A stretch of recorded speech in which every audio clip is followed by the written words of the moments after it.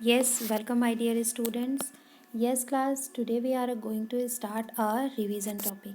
Okay class, हम सब जानते हैं कि हम लोगों का वहाँ पे एनुअल एग्ज़ाम स्टार्ट होने वाला है, फाइनल टर्म, जो कि आप सब लोग जानते हैं कि आपका सिलेबस कितना दिया हुआ है, 24 से लेकर के 48 तक आपका एग्ज़ाम में आना है। तो हम सब जानते हैं जैसे कि अब आपका ऑफलाइन एग्ज़ाम हो रहा है, तो आपका जनरल नॉलेज का भी ऑफलाइन एग्ज़ाम ही कंडक्ट होगा। इसमें भी आपको एमसीक्यू टाइप क्वेश्चंस भी होंगे, आपके फिलअप भी होंगे, आपके ट्रू फॉल्स भी होंगे, ठीक है, फिलअप होंगे, ट्रू फॉल्स होंगे, मैचिंग होंगी एंड शॉर्ट क्वेश्चन आंसर्स भी होंगे, एवरीथिंग ओके।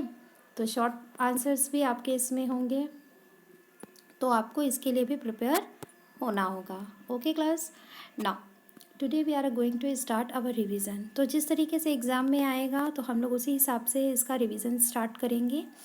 तो नाउ क्लास, हम लोगों ने लास्ट टाइम पे आपको दिया था, कुछ रिवीजन वर्क दिया था करने के लिए। यस, जिसमें मैंने आपको कहा था कुछ क्वेश्चन आंसर्स के फॉर्म में मैंने आपको दिए थे, और आपसे कहा था कि आपको उसको लर्न करना है और अपनी कॉपी में लिखना भी है।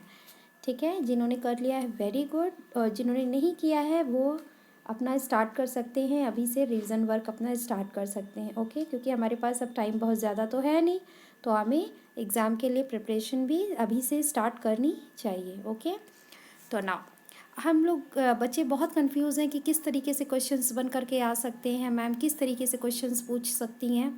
तो अगर आपने पूरे चैप्टर्स को अच्छे से पढ़ा है तो मैं उसमें से कुछ भी पूछ लूँ, आइदर क्वेश्चन आंसर के फॉर्म में और अ फिलअप और अ मैचिंग, तो आप उसको सॉल्व अच्छे से कर सकते हो।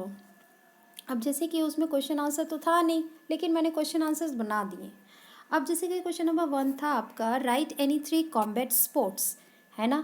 अगर आप लोगों ने कॉम्बैट स्पोर्ट वाला चैप्टर पढ़ा है होगा क्लास, तो कॉम्बैट स्पोर्ट आपका क्या था, ऐसे स्पोर्ट्स जो कि क्या होते हैं, फाइटिंग वाले स्पोर्ट्स होते हैं, उनको हम क्या बोलते हैं, कॉम्बैट स्पोर्ट कहते हैं। यानी कि हमारा चैप्टर नंबर 40 से रिलेटेड था। तो combat sports are those sports which are related to fighting, है ना। It's a competitive contact sport with a one on one combat. यानी कि इसमें क्या होता है, एक तरीके से ये स्पोर्ट्स कॉम्पिटिटिव लेवल पे खेला जाता है। इसमें एक दूसरे को हराने के लिए खेलते हैं, ठीक है, कंपटीशन के लिए खेलते हैं। एक पार्टी क्या करती है, दूसरे को हराती है, ठीक। अब जैसे कि हम मैंने इसे बोला 3 आपको कॉम्बैट स्पोर्ट्स लिखने, तो हम सब जानते हैं चैप्टर नंबर 40 अगर आप ओपन करोगे तो आप उसमें देखोगे बहुत से उसमें स्पोर्ट्स दिए हुए हैं, जैसे कि बॉक्सिंग हो गया, जूडो हो गया, रेसलिंग हो गया, सैम्बो है, टाइकांडो है, सूमो है। तो इस तरीके से आपके कौन से होते हैं, कॉम्बैट स्पोर्ट्स होते हैं। तो यहाँ पे 3 लिखने थे, तो आप कोई भी 3 लिख सकते हो, ठीक है, उसमें 5 दिए हुए हैं। ओके, तो have you clear class. Now question number 2, right any 3 cricketers. तो अब आप क्रिकेट जानते हैं कि क्या होता है, यानी कि वो एक बैट बॉल वाला गेम होता है। इसमें क्या करते हैं, इसमें भी 11-12 आपकी टीम प्लेयर्स होते हैं, जो कि क्या करते हैं, बॉलिंग होती है, बैटिंग होती है। ये क्या है, क्रिकेट एक गेम है। तो हम सब जानते हैं क्रिकेट, अगर आप देख रहे हैं तो उससे रिलेटेड आप लेजेंड्स को भी जानते होंगे, क्रिकेटर्स को भी जानते होंगे, जो ऑल वर्ल्ड फेमस हैं, पॉपुलर हैं, है ना।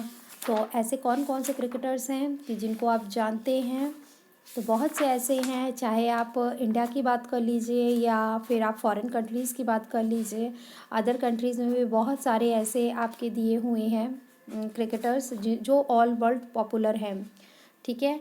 तो आप उसका नाम लिख सकते हैं इसमें। अब जैसे इंडिया के हैं, तो इंडिया में जैसे कि आप सब जानते हो, कपिल देव हैं, सुनील गावस्कर हैं, MS धोनी हैं, बहुत सारे ऐसे हैं। तो आपको किन्हीं 3 क्रिकेटर्स के नेम इसमें लिखने हैं। आप कोई भी लिख सकते हो, ज़रूरी नहीं है कि आप बुक के अकॉर्डिंग ही लिखिए, अगर आप जानते हैं तो आप लिख सकते हैं। Okay, now next question is, right any 3 Indian English poets. अब आप लोगों को पोएट्स के बारे में लिखना है। तो इंडियन इंग्लिश पोएट्स यानी कि ये चैप्टर हम लोगों ने पढ़ा था इंग्लिश पोएट्स के बारे में, ठीक है। उन्होंने बहुत सारे ऐसे पोएट्स हैं, पोइट्स क्या होते हैं, जो कि पोएम्स लिखते हैं, है ना। वो क्या करते हैं, वो क्या है, हम सब जान रहे हैं कि इंडिया पोइट्री से भरी हुई है। आपकी 6th सेंचुरी से समझ लीजिए इसकी आपकी छाप आपको देखने को मिलेगी। तो तो इंडिया में बहुत से ऐसे हैं, ठीक है। इंडिया में ये 19th सेंचुरी से लोगों ने लिखना स्टार्ट किया है और ये पूरे वर्ल्ड में पॉपुलर होता गया है। जैसे कि आपके रविन्द्रनाथ टैगोर हो गए, सरोजनी नायडू हो गई हैं, नसीम एज़ेकिल हो गए हैं, अरविंदो घोष हैं। इस तरीके से बहुत सारे पोइट्स इसमें दिए हुए हैं। तो आपको किन्हीं तीन के नेम आपको लिखने हैं और लर्न करने हैं, जो कि आपके चैप्टर नंबर 44 में गिवन है, ठीक है। फिर नेक्स्ट आपका दिया हुआ है हु रोट हाइपरियन।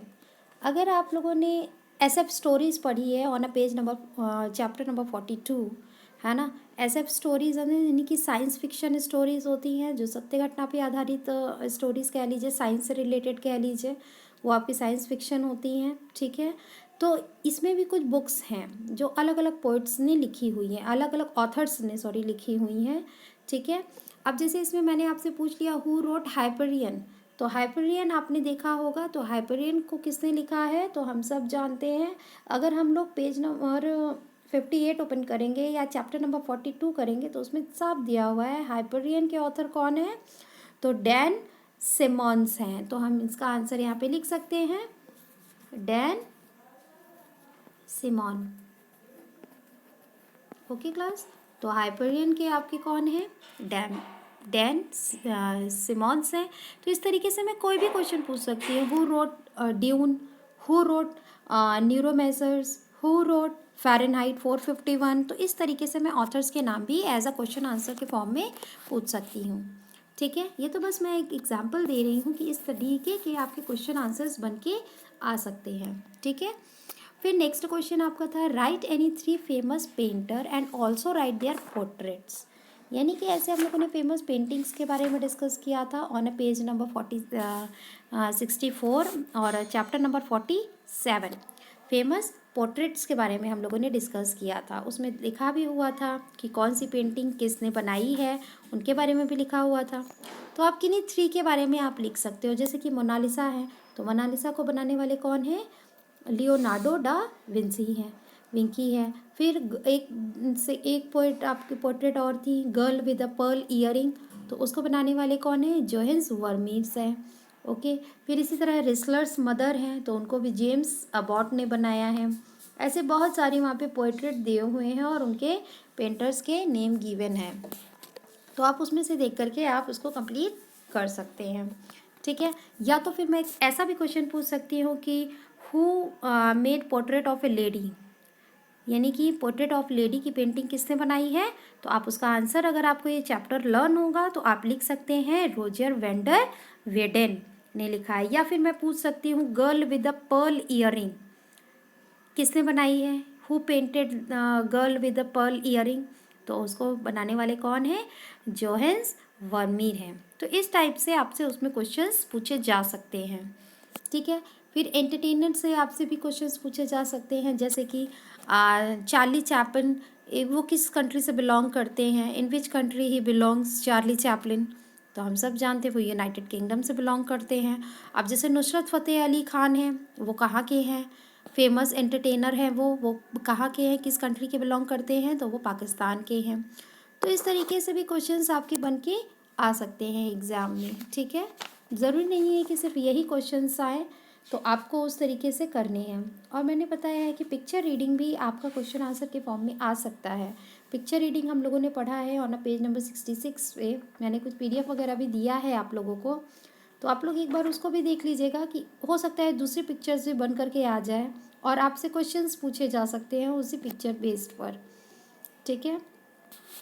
तो आई होप क्लास समझ आया होगा कि हमें किस तरीके से रिवीजन करना है अपना।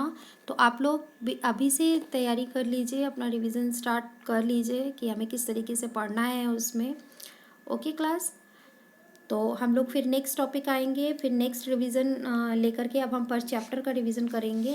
तो आप लोग उसके लिए भी रेडी रहिएगा, ओके क्लास। एंड आप लोग इसको ज़रूर से लिख लीजिएगा और लर्न कर लीजिएगा।